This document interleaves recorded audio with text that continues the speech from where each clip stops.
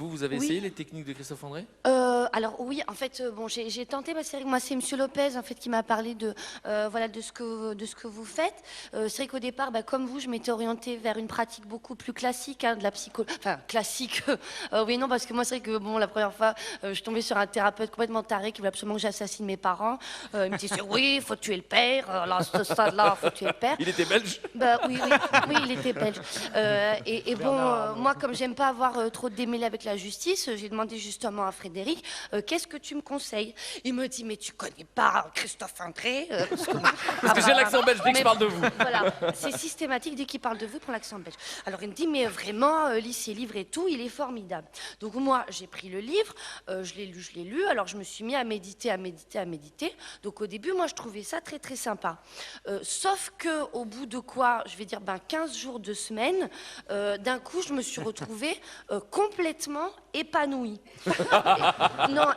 Et à partir de là, ça a été vraiment le début de la fin.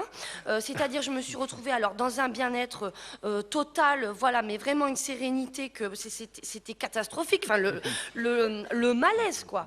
Le malaise, le malaise. Frédéric Lopez, oui, qui mais doit quel me... malaise? C'est bien que vous me posiez la question. Un malaise? Voilà, un malaise économique.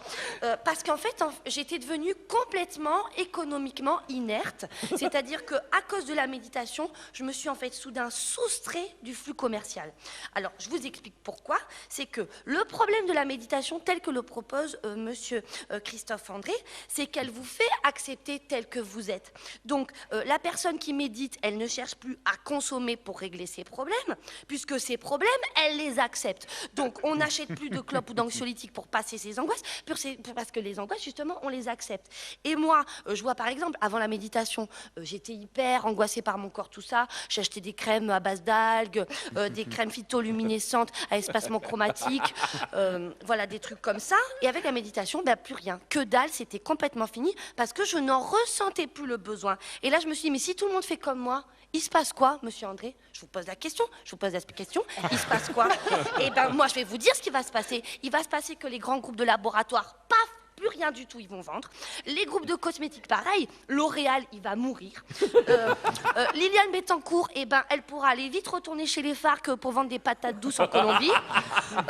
Et moi, je me suis dit, en fait, ce qu'il veut, c'est ça. Ce qu'il veut, c'est nous priver des rares milliardaires français qui veulent encore bien rester dans notre nation, ruiner toutes nos forces économiques. Mais dans une France en crise économique, monsieur Christophe André, on ne peut pas se permettre ça.